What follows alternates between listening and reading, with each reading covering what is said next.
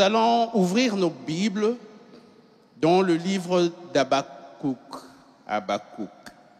C'est vers la fin là-bas, quand vous allez vers vraiment Malachie, vers là-bas, avant Malachie bien sûr. Le livre d'Habakkuk, et j'ai la foi que quelqu'un sera béni ce matin à lui de cette parole. Amen. Il faut avoir la foi. Habakkuk, nous allons lire le chapitre 2, du 1er au 4e verset. Je vais lire. J'étais à mon poste et je me tenais sur la tour. Je veillais pour voir ce que l'Éternel me dirait et ce que je répliquerais après ma plainte. L'Éternel m'adressa la parole et il dit, écris la prophétie, grave-la sur des tables afin qu'on la lise couramment. Car c'est une prophétie dont le temps est déjà fixé. Elle marche vers son terme, elle ne mentira pas. Si elle tarde, attends-la, car elle s'accomplira certainement. Voici son âme s'est enflée et elle n'est pas droite en lui.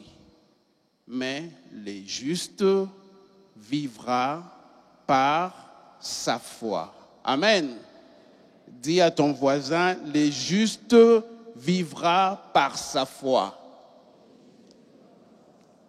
Oui, le juste vivra par sa foi. Si vous voulez, mon titre de message en ce jour, c'est « La vision est pour un temps fixé, attends-la ».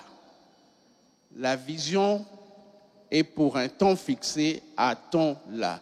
Ici, nous allons parler d'Habakkuk et nous sommes, si vous êtes lecteur de la Bible, vous avez fréquenté cette église et vous connaissez ces passages.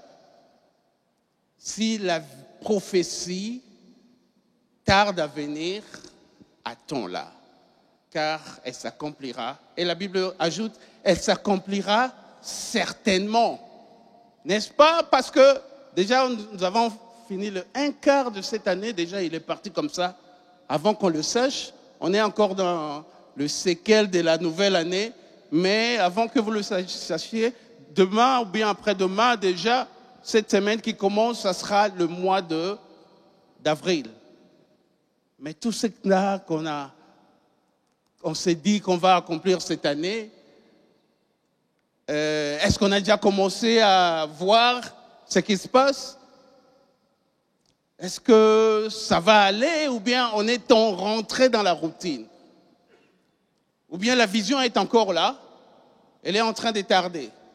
Pour la petite histoire, comme notre papa dit, le docteur Atoms, je vais vous parler d'un petit moment de documentaire sur le livre d'Habakkuk. Habakkuk, c'est un prophète de l'Ancien Testament, bien évidemment, et il a vécu vers l'an 600, vers l'an 600 avant Jésus. Donc 600 avant Jésus, avant que Jésus ne naisse, lui, il avait déjà commencé son ministère. Alors, en ces moments, il était dans le royaume de Juda. Quand vous lisez l'histoire du royaume d'Israël, en grand, c'était d'abord un seul royaume avec 12 tribus, et puis il y a eu scission, et le royaume de Juda est resté avec la tribu de Benjamin, et les autres sont partis faire le royaume du nord. Lui, il était au royaume du sud, avec Juda comme tribu principale. Et il y avait maintenant 2 royautés, celle du nord et celle du sud. Et Habakkuk, il était prophète qui a exercé dans le royaume du sud de Juda. Et en ces temps-là, après que les rois se soient succédés, il y a eu des rois qui sont venus et qui ne craignaient plus Dieu à la manière de David. Et ils sont venus, ils ont commencé à se compromettre. Ils ont commencé à pécher. Et Dieu commençait à les punir. À un certain moment, le roi venait. Il y en a qui venaient et qui voulaient un peu restaurer et réveiller le peuple, les prophètes. Et Dieu envoyait les peuples comme ça pour quand même interpeller le peuple de Juda. Et au nord, c'était la même chose. Quand vous lisez l'histoire du royaume, vous allez voir, il y avait des prophètes aussi au nord, avec des Élie, avec Jézabel, qui étaient au nord là-bas. Donc, quand vous lisez la Bible, il faut faire attention au contexte dans lequel vous êtes. Alors ici, Habakkuk, lui, il se trouve au sud, vers l'an 600 avant Jésus. Et il voit toutes ces injustices, toutes ces violences, cette corruption. Et il commence maintenant, lui, c'est pas qu'il a comme Dieu lui a parlé.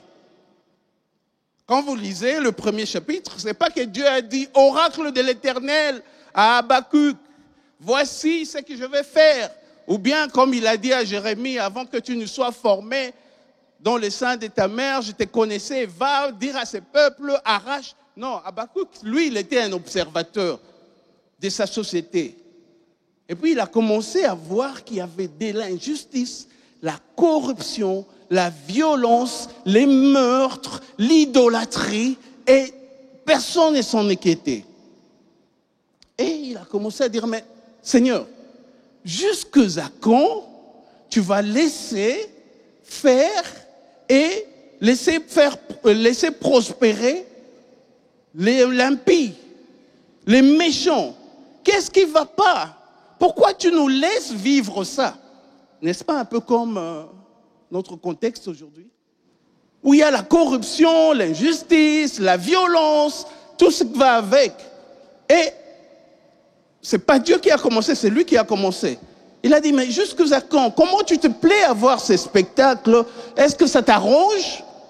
Il commence à se plaindre et à parler à Dieu. Et Dieu, quand vous lisez au verset 5, Dieu commence à lui dire, ah, ok, bon, voici ce que je veux faire. C'est pas que je ne vois pas ce qui se passe. C'est pas que je ne vois pas la corruption, que je ne vois pas la violence, que l'injustice. Mais voici ce que je veux faire.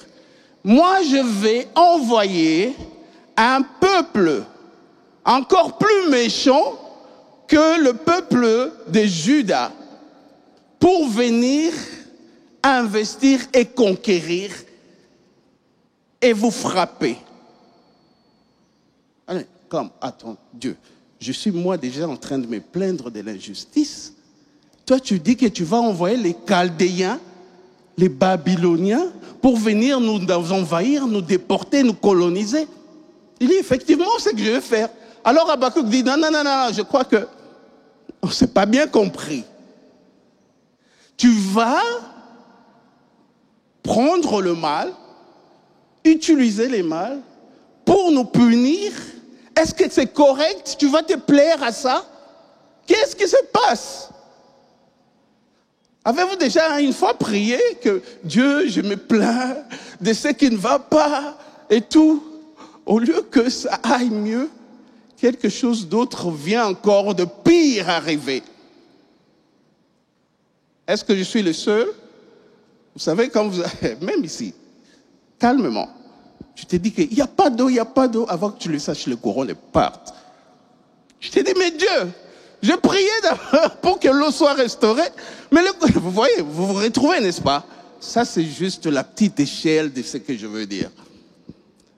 Donc, tu étais en train de dire que mon Dieu, mais j'ai des rêves, j'ai des visions, mais qu'est-ce qui se passe? Et puis Dieu, il vient comme pour Joseph et dit, bon, ok, tes frères vont te vendre pour que ta vision s'accomplisse. Non, tu ne comprends pas. J'ai parlé de la vision. Moi, quand j'ai dormi, j'ai vu que mes frères, j'ai vu ma gerbe qui était debout, et puis celle de mes frères qui adoraient. J'ai vu les étoiles et qui étaient en train de m'adorer. Et Dieu dit, mais alors Joseph se disait, mais tous les rêves que moi j'ai vus là, quand est-ce que ça va s'accomplir? Ah, Dieu dit, ok, je vais te vendre, je vais laisser tes frères te vendre. Il dit, non, Dieu, ça se passe pas comme ça. C'est un peu le contexte d'Habakkuk. Quand il a commencé à prier, à se plaindre, Dieu a dit que, oh non, je vais envoyer les Chaldéens et ils vont vous terrasser et ils vont vous emporter et vous déporter. Et vous allez garder ce contexte, vous savez, quand Dieu a envoyé les Chaldéens avec le roi Nabuchodonosor, l'empire babylonien, c'est la première vague là de l'an 2006, l'an 606, qu'il y a eu la première vague de la déportation par laquelle on avait même pris les enfants, les jeunes de classe royale et des nobles. Et c'est par cette vague-là que quand Nabuchodonosor est venu, il a pris Daniel, Meshach, Shadrach et Abednego et ils sont partis.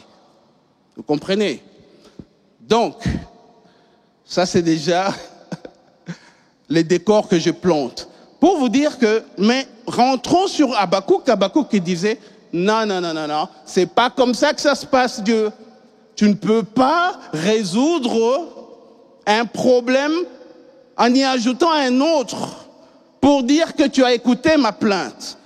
C'est alors que nous nous retrouvons au chapitre 2, où il dit, après qu'il se soit plaint, d'abord premièrement que Dieu ne voyait pas l'injustice, et deuxièmement, quand Dieu a répondu, il a dit, non, je vais envoyer les Chaldéens. Il dit, non, ça ne se passe pas comme ça. Comment est-ce que le juste Dieu va se plaindre, va se plaire à voir le mal encore s'empirer?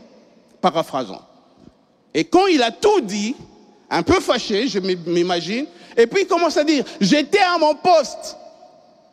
Comme hier, avant-hier, nous étions à notre poste, à la prière pour dire à Dieu, et pour savoir ce qu'il va nous dire, selon les prophéties qui ont été faites à mon endroit.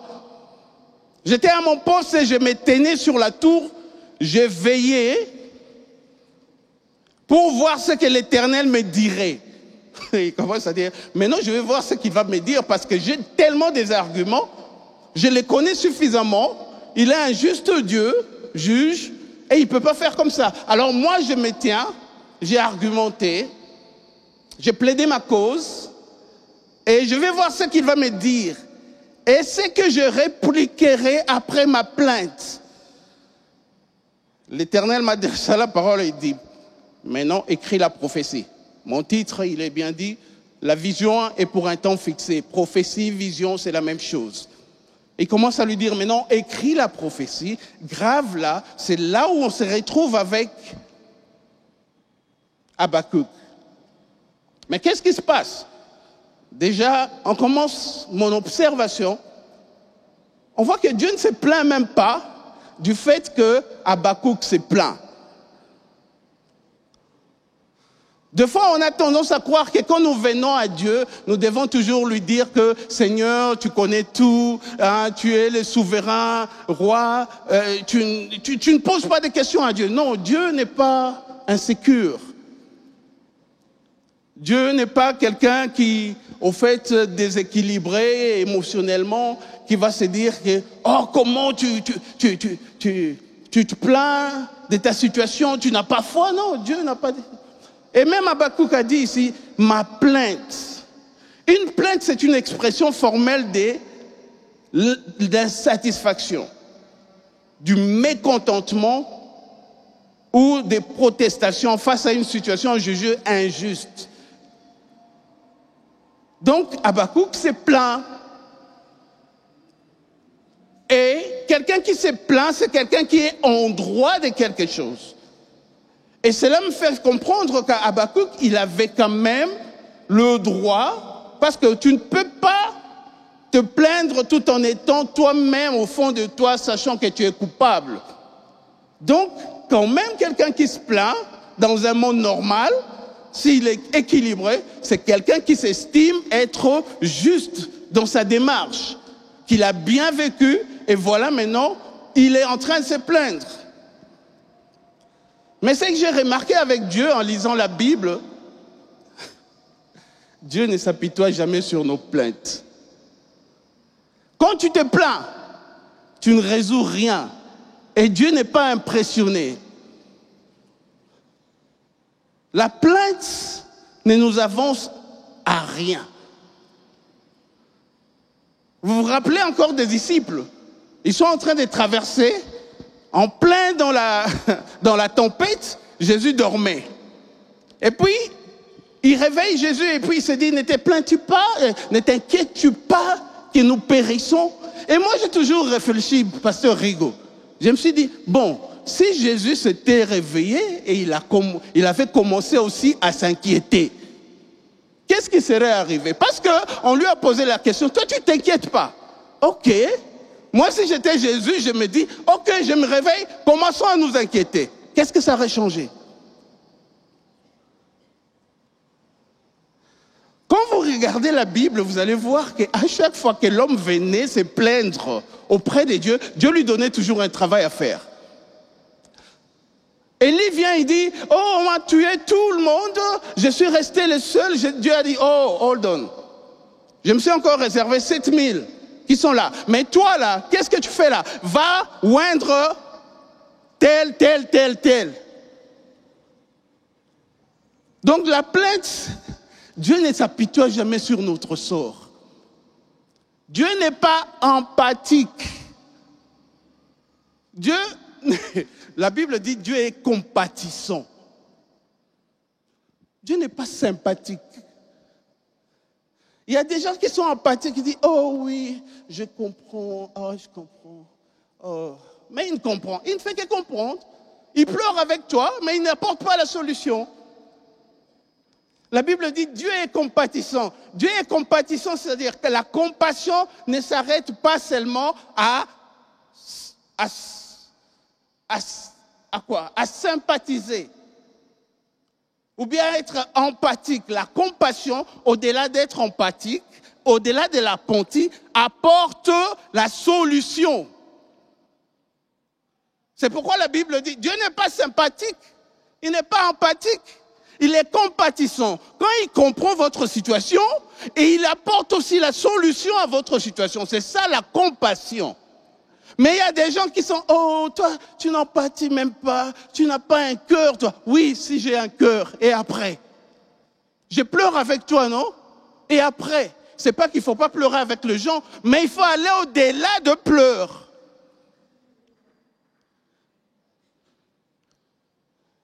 Dieu écoute nos pleurs, mais jusqu'à un certain niveau. Parce que si Dieu exauçait nos pleurs, on serait les pays les plus exaucés du monde. Parce que façon est là. Vous allez comprendre que Dieu n'est pas impressionné quand on pleure. Et puis il dit, oh bon, j'ai ma plainte. Et puis Dieu a dit, ok, écris la prophétie, grave là, afin qu'on la lise couramment. C'est une prophétie qui est à un temps fixé. Si elle tarde à venir, attends-la, car elle s'accomplira certainement. C'est alors que nous commençons notre prédication. La différence, quand, maintenant, que faire durant l'attente? Parce que Dieu a dit, attends-la. Comme nous tous ici, je ne sais pas s'il y a quelqu'un qui a déjà toutes les promesses de Dieu. Je peux voir quelqu'un qui a déjà toutes les promesses de Dieu dans la salle. Il est venu aujourd'hui, celui qui a déjà toutes les promesses. Donc, on peut se dire que chacun de nous, à un certain niveau, est toujours en attente d'une certaine réalisation des promesses de Dieu, n'est-ce pas? Mais qu'est-ce qu'on fait en attendant? Durant les temps, Dieu a dit, quand elle tarde à venir, attends-la. La première des choses à faire, en attendant d'une prophétie, ou bien de l'accomplissement d'une vision, c'est assure-toi d'être exactement là où Dieu te veut. Assure-toi d'être exactement là où Dieu te veut. Est-ce que les amis du média sont avec moi? Pourquoi? Parce que Habakkuk, comme moi, il avait les bons sens de se dire que moi, je vais me tenir à mon poste. Je vais voir. Attendez, quand les situations deviennent dures, il ne faut pas aller chercher ailleurs. Il faut rester là où c'est lui qui t'a fait la promesse, ou bien c'est lui qui te connaît être ton Dieu. Et là, tu dis, ok. En passant, le nom Habakkuk veut dire étreindre, enlacer. Ça veut dire embrasser avec ses bras. Donc il est là, il se tient, il dit, je vais rester ici, devant sa face, parce que je le connais.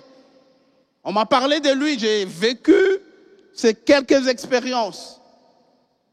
Mais maintenant, je vais me tenir à mon poste. Il faut être à ton poste, émotionnellement, physiquement, spirituellement, et même éventuellement géographiquement. Il ne faut pas commencer à aller t'agiter. Je vais aller voir ailleurs, je vais aller voir peut-être là-bas. Non. Après que tu te sois plein, reste là calme. Parce que vous savez quoi? Des fois, nous venons devant la face de Dieu, qu'est-ce que nous faisons? Seigneur, qu'est-ce que tu dis de mon travail? Qu'est-ce que tu dis de ma situation? Qu'est-ce que tu dis de notre pays? Seigneur, ne nous laisse pas comme ça. Et puis, point barre, tu pars. Oh. Mais tu me posais une question, non? Il ne faut pas être comme des Congolais. Quand il te dit comment ça va, il ne veut vraiment pas savoir comment tu vas. C'est comme si une formule de « Ah, ça va ?» Si tout le monde à qui tu te posais la question « Comment ça va ?» et il te disait ce qui ne va pas dans leur vie,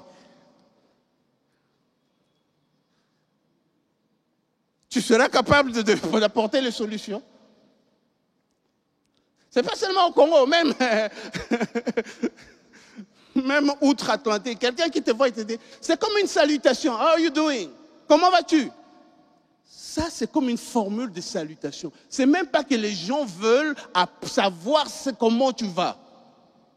Mais cette tendance-là est venue même au niveau de l'Église. On vient, on pleure devant Dieu, on dit Dieu au lobinini, et puis on ne laisse pas Dieu de te répondre de ce que toi tu lui as posé comme question. Nous tous ici, nous avons... C'est une question, mais auquel on n'a même pas besoin de la réponse. C'est juste une exclamation et puis on est parti. Tu dis à ta femme ou bien à tes enfants, qu'est-ce que je vais faire de vous? Tu as besoin d'une réponse? Tu viens devant Dieu, Seigneur, tu dis quoi de ma situation? Tu ne restes pas comme moi. Il faut rester comme Habakkuk. Après que tu aies posé ta plainte, maintenant attends. Il dit, j'attendais pour voir, pour observer. Au point où même, c'est pas pour attendre, mais pour voir. Donc j'observais de toutes les manières pour qu'il me dise quelque chose. Qu'est-ce qu'il t'a dit après que tu sois plein? Qu'est-ce qu'il t'a dit après que tu aies pleuré? Qu'est-ce qu'il t'a dit? Parce que Dieu parle toujours, tantôt d'une manière et tantôt d'une autre. Et la Bible dit, c'est nous qui ne prêtons pas attention. Et la faute est à qui? Les prophètes disaient même que c'est lui qui a planté la bouche. Est-ce qu'il ne sait pas parler? Vous pensez que toutes les questions que vous avez posées à Dieu, il n'a pas de réponse? Ou bien c'est vous qui ne donnez pas l'opportunité afin qu'il puisse vous répondre? Il a dit, la première des choses, assure-toi que tu es exactement là où Dieu veut que tu sois. Même dans tes dispositions psychologiques, émotionnelles, reste là où Dieu veut que tu sois. Et arrête de pleurer parce que finalement tu as posé la plainte. Et maintenant écoute ce que Dieu veut dire. Donc la première des choses, reste calme. Écoute, observe. Et quand Dieu va parler, la deuxième des choses à faire, c'est sois un intendant fidèle de ce que Dieu te révèle. Sois un intendant fidèle de ce que Dieu te révèle. Vous savez, des fois, on veut que Dieu puisse nous parler. Pendant qu'il nous a déjà parlé. Tu veux que Dieu puisse commencer à te dire quel sera ton lendemain de manière claire. Mais il y a des choses qu'il t'a déjà dites, mais que tu ne veux pas faire. Tu n'es pas obéissant. Écoute ce que je dis ici. Dieu teste souvent notre fidélité avec des choses simples avant de nous confier des plus grandes responsabilités. Dieu teste souvent notre fidélité avec des choses simples avant de nous confier les plus grandes responsabilités. Vous voulez? Il y a un homme de Dieu, je crois que c'était Kenneth Hagin. Une fois, Dieu lui a dit, je veux, si je me rappelle bien, j'avais lu son livre, il a dit, je veux que tu donnes $10 à ces messieurs-là. À ce temps-là, $10, c'était beaucoup d'argent. Je veux que tu puisses lui donner $10. Et puis, Kenneth Hagin a obéi, il a donné $10. Et quelques temps sont écoulés, et puis après, il y a eu un miracle qui s'était opéré par Kenneth Hagin. Je ne sais pas si c'était une guérison miraculeuse. Il y a quelque chose de comme ça. Et Dieu est passé par lui, il a opéré. Et puis Dieu lui dit, tu sais quoi? Je ne t'aurai jamais donné suffisamment de foi et de paroles, de connaissances pour que tu accomplisses ces miracles si tu n'avais pas obéi en premier à ce que quand je t'ai demandé de donner ces $10 à ces messieurs qui avaient besoin. Amen. Il y a des choses de foi aussi simples. Nous, on attend à ce que Dieu nous révèle des mystères cachés. Mais les mystères révélés qui sont là, honore ton père et ta mère, qu'est-ce que tu en fais? Les mystères révélés qui sont là, il faut donner les dîmes et les offrandes. Qu'est-ce que tu en fais? Vous pensez vraiment que quand vous n'obéissez pas à ces petites choses, que Dieu va venir avec une grande révélation? Non, il ne le fera pas. Il n'a pas confiance en vous. C'est pourquoi certains d'entre nous cherchons la volonté de Dieu. Mais je t'avais déjà dit, non?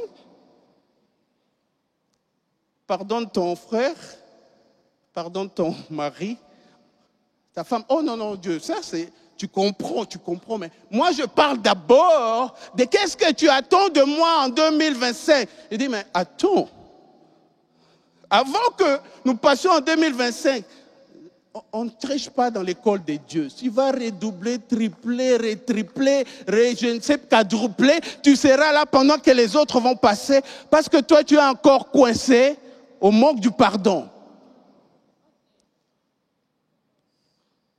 Écoutez ce que la Bible dit. Les sentiers du juste est comme la lumière resplendissante dont l'éclat va croissant jusqu'au milieu du jour. Je vais lire aussi Psaume 119, 105. Je lis d'abord Proverbe 4, 18. Le sentier du juste est comme la lumière resplendissante dont l'éclat va croissant jusqu'au milieu du jour. Psaume 119, 105 dit, ta parole est une lampe à mes pieds, une lumière sur mon sentier. Ça veut dire que c'est une croissance de la révélation quand tu marches avec Dieu. Tu veux une lumière sur ton sentier, mais la lampe qu'on t'a donnée là d'abord, qu'est-ce que tu en fais? De la parole de Dieu. Les justes, quand il marche, il est obéissant. Sa lumière devient de plus en plus grande et ça va jusqu'à être éclatant. Mais c'est par la progression. J'attends à ce que Dieu me révèle des choses. Mais Dieu a déjà révélé des choses dans sa parole. Qu'est-ce que tu en fais? J'attends à ce que Dieu me montre mon mari. Mais qu'est-ce que tu fais de ces copains-là? Qu'est-ce que vous faites ensemble? Qu'est-ce que tu fais du mari d'autrui? Dieu t'a déjà dit, il ne faut pas faire ça. Dieu t'a déjà dit, il ne faut pas souiller tes yeux avec la pornographie qui aujourd'hui est à la portée de nos mains. Moi, mon téléphone ici, mes enfants, elles sont où? Elles connaissent le code, ils connaissent. J'ai un garçon et 3 filles, donc ça fait il. C'est une révélation, n'est-ce pas? Alors, ma femme connaît ces codes, mes enfants les connaissent. Je peux vous en donner, je n'ai rien à cacher. Et donc, cacher, c'est beaucoup de stress. C'est beaucoup de stress. Tu dors comme ça sonne, tu veux... Non!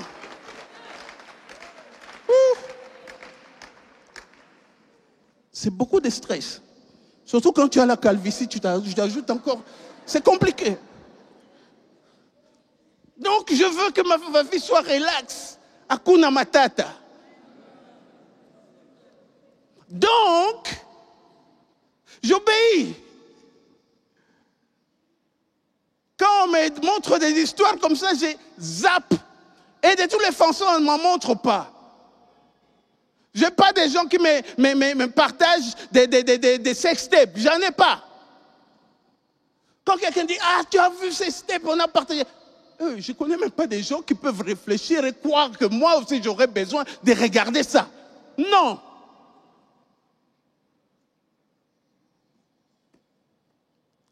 Mais quand tu veux voir la volonté de Dieu, mais tu es encore... Sois obligatoire à l'exercice, car donne-moi ton code voisin. Tu peux me donner ton code A ou A vraiment. On sera dans la...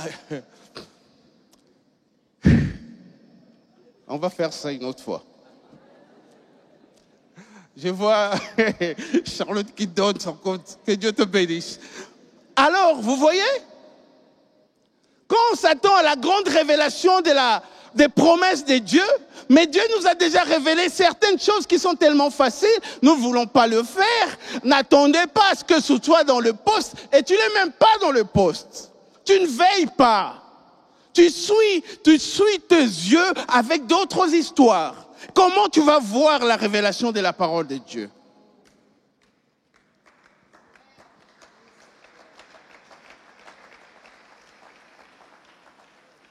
Sois un intendant fidèle de ce que Dieu te révèle. Avant que tu ne viennes à dire que ma vision, je suis là, Dieu révèle-moi, qu'est-ce que tu as dit? Dieu a déjà dit beaucoup de choses. Amen. Au fur et à mesure que notre obéissance à la parole de Dieu grandit, il nous dévoile de plus en plus clairement sa volonté pour nos vies. Plus tu es obéissant à des petites choses telles que tu trouves, moi j'aime être trop pratique, des petites choses telles que tu trouves la vaisselle dans la maison, elle est sale, tu es seul. Tu te dis, moi je peux pas, moi je suis créé à l'image et à la ressemblance de Dieu, je ne peux pas vivre dans la peau saleté, je dois laver cette vaisselle même si on ne me l'a pas demandé. Mais attendez, lisez Lévitique, il y a l'hygiène là-dedans. Vous croyez qu'être propre, ce n'est pas la volonté de Dieu? C'est tellement la volonté de Dieu. Regardez même les photos de paradis.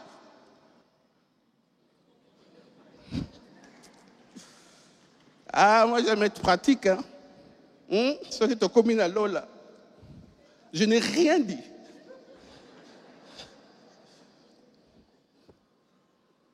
Troisièmement, veille à graver la vision sur les tables. Veille à graver la vision sur les tables. Il est essentiel de consigner par écrit de manière claire et précise les promesses et les prophéties de Dieu qui nous sont révélées. Est-ce que tu as quand même un journal rempli de révélations de Dieu? Dieu t'a déjà dit des choses. Est-ce que Dieu a dit écrit? Est-ce que toi tu as déjà écrit quelque chose? De la vision, des prophéties qui ont été adressées à ton endroit. Tu as déjà écrit ça? Ou bien c'est que tu penses vraiment que ça c'est la vision que Dieu qui m'a donnée. Est-ce que tu l'as consignée quelque part? Dieu a dit écrit. Tu seras surpris. Ne fais pas confiance à ta mémoire. Ne fais pas confiance à ta mémoire. Il y a encore une semaine ou quoi, j'ai regardé les cahiers des promesses de Dieu et puis je suis tombé sur des... Waouh, Dieu avait dit ça sur moi. Waouh, ok. Oh, c'est bon ça. Et puis ça s'est répété. On sait que Dieu veut vraiment que je puisse faire ça. Ça, c'est la vision de Dieu. Elle doit être écrite quelque part. La prophétie doit être écrite quelque part. Tu sais pourquoi? Parce que les temps deviendront difficiles dans l'accomplissement de la prophétie. Et qu'est-ce qui va te soutenir? C'est quand tu vas aller là-bas, dans le livre des souvenirs, tu commences à regarder. Oh, mais Dieu avait dit ça, non? Et puis tu dis, Dieu même, il dit, réveille ma mémoire, réveille ma mémoire. Lisez Esaïe, la Bible dit, Dieu demande à ce que nous réveillons. Et Daniel justement, qui a été déporté parce que les Chaldéens sont venus, quand il est arrivé là-bas, il a commencé à lire et il a trouvé dans le livre, il fallait que ça se passe 70 ans. Mais qu'est-ce qui se passe? Il faut savoir écrire. Dieu aime écrire. Pourquoi il a 66 livres? Écris. Toi, quand on te dit une prophétie, tu laisses, oh, gloire à Dieu, ça, ok, que la volonté de Dieu soit accomplie. Non, tu as une responsabilité. La première, d'abord, c'est de l'écrire, quelque part. Sur les tables, la Bible dit, la Bible a dit même, hein, Dieu a dit à Habakkuk, écris la prophétie, pas sur la table, mais sur les tables, afin qu'on la lise couramment. Donc, c'est un peu pour dire que la prophétie, ta vision, doit être tellement claire, pour paraphraser, même si quelqu'un était en train de courir, il peut le voir et continuer à courir et comprendre ce qui est écrit. C'est un peu comme les affiches, là, les billboards, comment on appelle ça? Les panneaux publicitaires. Même quand tu as une certaine vitesse, tu sais voir que, ici on a écrit, Fardes Lokomaka, c'est quelque chose. Donc, les tables, ça veut dire que ta vision doit inonder ton quotidien. Ça veut dire que partout où tu vas, ton quotidien doit être surchargé de ta vision. Qu'il ne peut pas se faire quelque chose sans que cela te rappelle ta vision. Que ta vie soit remplie de l'appel de Dieu pour toi.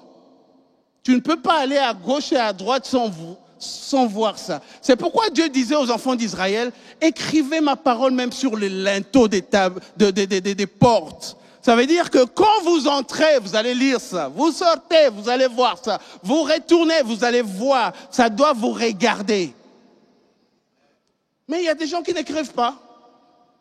Ils disent seulement, aussi c'est la volonté de Dieu, ça va s'accomplir. Non! Tu as une part de responsabilité. Tu as une part de responsabilité dans l'accomplissement de la vision. Sinon, Dieu n'aurait pas dit à Habakkuk, écris.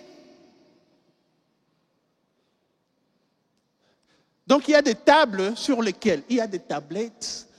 Les tablettes ont commencé déjà depuis longtemps, du temps de la Bible. Dieu a écrit sur des tablettes et il a donné à Moïse. Moïse a cassé. Dieu... Oh, les tablettes là que nous... Tu n'as pas de doute. Les tablettes, c'est sur lesquelles les choses sont écrites, non? Vous croyez que les tablettes, c'est ça? Ça, c'est seulement l'imitation des vraies tablettes. Il y a aussi une tablette. Votre cœur, c'est aussi une table. Hein? La vision doit être écrite. On a dit les tables. Ça veut dire le cœur aussi, c'est une table. Et l'écrit, la plume avec laquelle il faut écrire sur ton cœur, c'est ta langue. Écoutez ce que la Bible dit dans Psaume 45. Versets 1 à 2. Au chef des chantres sur le lit, des fils décorés, cantiques, chants d'amour, des paroles pleines de grâce, de charme, bouillonnent dans mon cœur. Je dis, mon œuvre est pour le roi, que ma langue soit comme la plume plume d'un habile écrivain. Tu es le plus beau des fils de l'homme. La grâce est répandue sur tes lèvres. C'est pourquoi Dieu t'a béni pour toujours. Ton cœur, c'est une table sur laquelle doit être écrite ta vision, la prophétie. Et comment tu le fais? En les proclamant. Que la bonté et la fidélité ne t'abandonnent pas. Lis-les dans ton cou, écris-les sur la table de ton cœur. Comment tu écris les choses sur la table de ton cœur? Ça, c'est Proverbe 3:3. Par les choses que tu prononces, que tu écoutes toi-même, qui viennent à toi et qui s'inscrivent. Je ne mourrai pas, je vivrai jusqu'à ce que je proclame les merveilles de l'Éternel. Je l'écris. L'Éternel est mon berger, je ne manquerai de rien. Je l'écris sur la table de mon cœur. Parce que de l'abondance du cœur, la bouche parle. Et quand la bouche parle, elle grave encore une fois. Parce que la Bible dit grave là, ça veut dire qu'il y a un effort. Tu dois graver ça. C'est comme si tu prenais un manteau avec ce qu'on appelle birin ou quelque chose, tu commences à taper pour que ça soit gravé et que ça reste là, une empreinte. Grave ça dans ton cœur.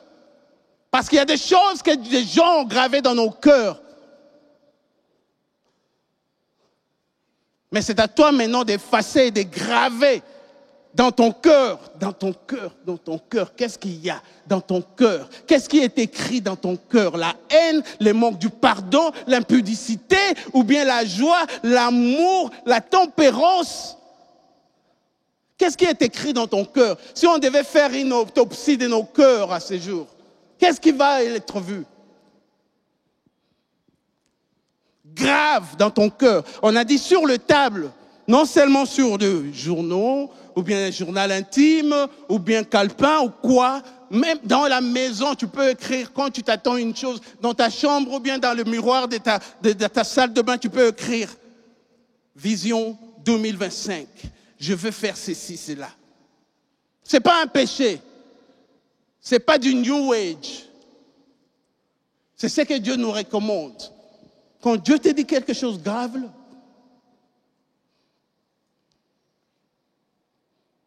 Amen. Grave sur la table de ton cœur, afin qu'on la lise couramment. Grave sur la table de ton cœur, afin qu'on la lise couramment. Que ton quotidien soit surchargé des promesses de Dieu. Et la quatrième des choses pour finir, cultive une attente active de la vision. Parce que la vision est pour un temps fixé. Attends-la. Mais comment tu attends la vision? Ce n'est pas de manière passive. Tu n'attends pas la vision en se disant, bon, quand on grandissait, on avait ce dicton ici qui disait, moi je ne vais pas mourir maintenant, parce que les choses pour lesquelles Dieu m'a envoyé d'accomplir sur la terre ne sont pas encore accomplies. Tu vas mourir. En lingala c'est bien. Okufa siko te po makamzamba tinenga na sala non salite. Okufa.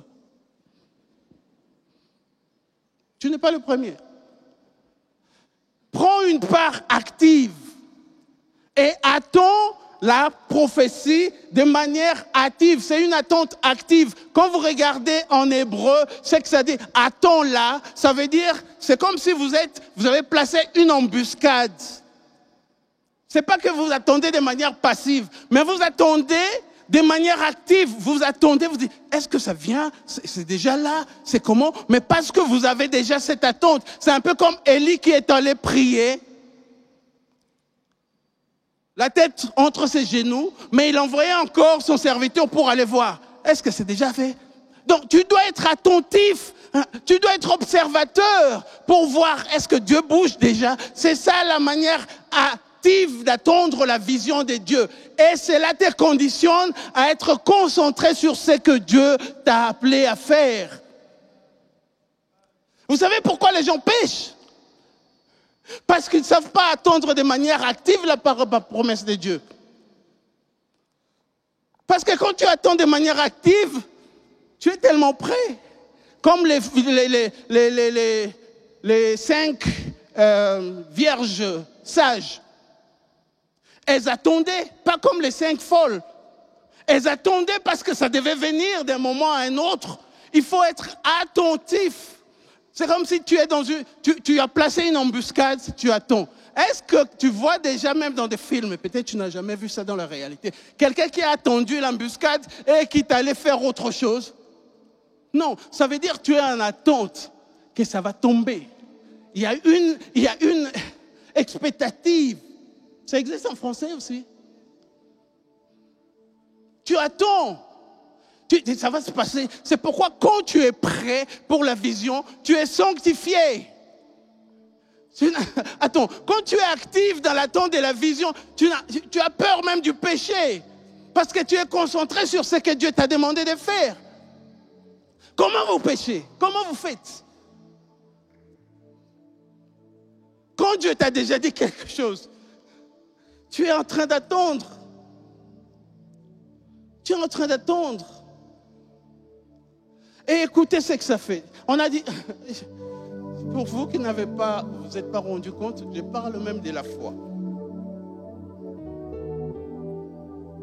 Parce que la Bible dit, le juste vivra par la foi. C'est ce que nous avons lu, n'est-ce pas?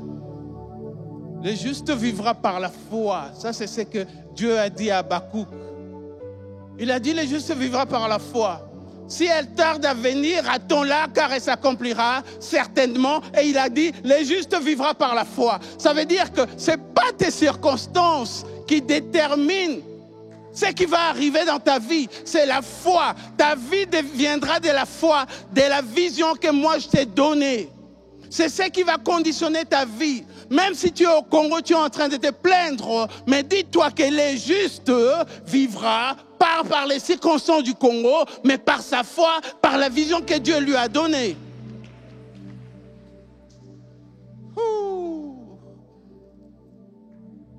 Il dit, Dieu lui dit, écoute, c'est bien beau de te plaindre, mais quand tu vas écrire la vision, tu ne vas plus commencer à vivre selon ces mondes ici. Tu ne vas pas commencer à vivre selon le rythme du Congo. Oh, comment ça va? Non, nous vivons au rythme du Congo. Non, tu vas commencer à vivre par la foi que tu as en moi.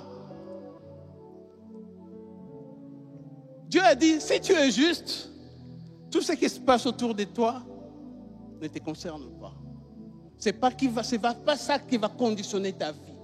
Ta vie va être conditionnée par la parole que moi je t'ai donnée, par la vision que moi je t'ai donnée. Et c'est par ça que tu vas vivre. Et Dieu, ta vie, sera conforme à ma parole. Si je t'ai dit que l'Éternel est mon berger, je ne manquerai de rien, tu ne vas rien manquer même si tu es au milieu de la disette.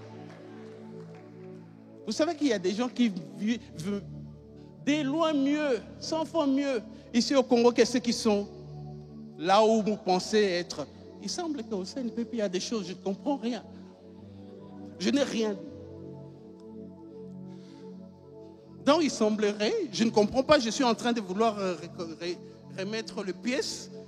Il semblerait qu'on a demandé aux gens, quelqu'un va m'expliquer ça, que si vous êtes fou, on va aller vous faire, je ne sais pas moi, examiner.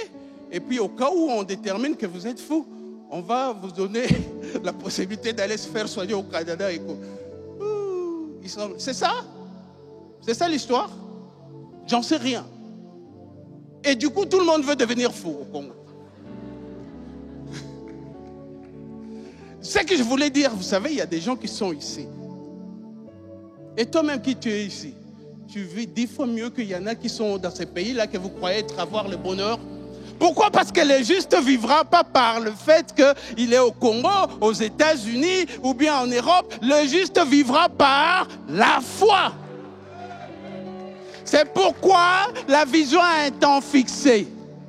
Si elle tarde à venir, attends-la, car elle s'accomplira et s'accomplira certainement. Et vous savez quoi? Qu'est-ce qui s'est passé? Qu'est-ce qui s'est passé? rien n'avait changé pendant qu'Habakkuk parlait, mais toute son attitude avait changé. Parce qu'en fin de compte, la foi authentique ne se manifeste pas par les changements de nos circonstances, mais par notre propre transformation. Les circonstances peuvent rester les mêmes, mais nous sommes transformés. Au point où, même si ça crépite, même si ça ne change pas, mais nous, on a tellement changé que ça ne nous fait rien. Au point où que quand nous changeons même nos circonstances. Pourquoi? Parce que tu n'as pas foi aux circonstances, tu n'as pas foi en ta foi, mais tu as foi en Dieu qui change les circonstances et qui commence d'abord par te changer. Écoutez ce qu'Habakkuk finalement a dit. Habakkuk a dit dans Habakkuk, quand il veut clôturer maintenant sa plainte, son livre, son échange avec Dieu, il dit quoi?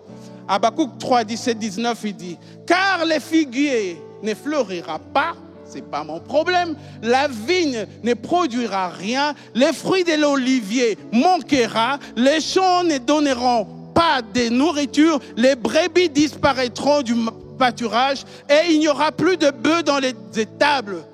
Toutefois, moi, je veux me réjouir en l'Éternel. Je veux me réjouir dans le Dieu de mon salut. L'Éternel, le Dieu est ma force. Il rend mes pieds semblables à ceux de biche. Il me fait marcher sur les lieux élevés au chantre avec instruments et à cordes. Est-ce que c'est la même personne qui a commencé la complainte? Il a été transformé. Sa foi l'a transformé. Au point, il dit, même si les circonstances ne changent pas, moi j'ai changé. Au point où que, quand les gens pleurent, je dis, mais vous pleurez pourquoi? Il dit qu'il va me faire marcher aux lieux élevés.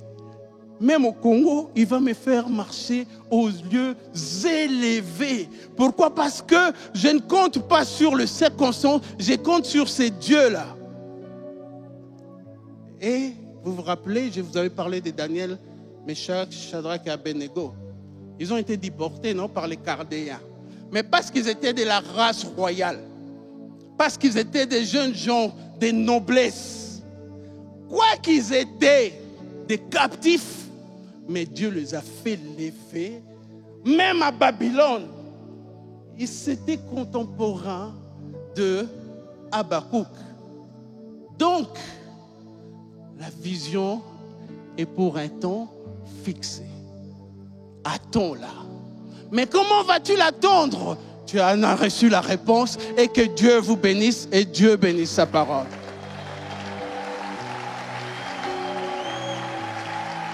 Est-ce que nous pouvons nous lever? Nous pouvons nous lever et prendre un moment de prière pour ceux qui ont entendu. Qu'est-ce que le Saint-Esprit te dit en ces moments? Quelle est ta réponse à la parole de Dieu? Je voudrais que tu puisses prier. Je sais que tu t'es plaint, mais tu veux que tu puisses prier. Moi aussi, je me suis plaint. Je ne suis pas vacciné de ça.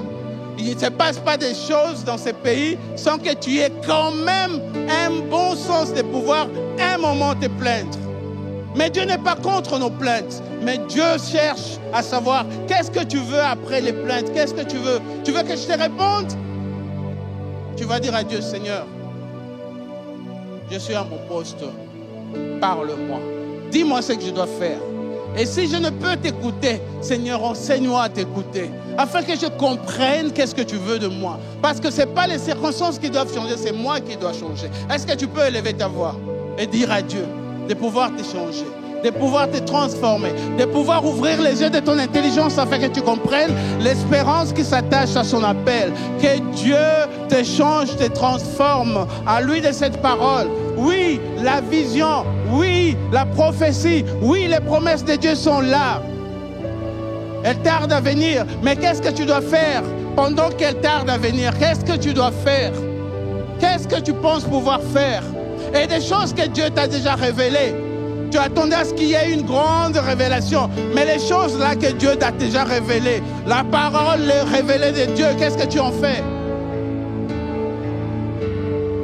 Si tu as encore manque de pardon, demande pardon à Dieu et prends la résolution de pardonner cette personne, de l'appeler pour lui dire, oublions ça. Prends la résolution de dire que désormais, je dois être fidèle à mes dîmes et à mes offrandes. Parce que c'est là où Dieu m'attend avant que je ne passe à un stade supérieur. Prends la résolution de dire, oui Seigneur, je veux vivre par la foi. Je vais attendre la vision, mais de manière active. Je vais faire ta volonté. Parle-moi Seigneur, parle-moi Seigneur. Afin que je puisse graver ça dans mon cœur, que je grave ça dans mon quotidien. Que mes circonstances soient définies par ta parole, par ta volonté dans ma vie. Seigneur, Seigneur, parle à mon frère, à ma sœur.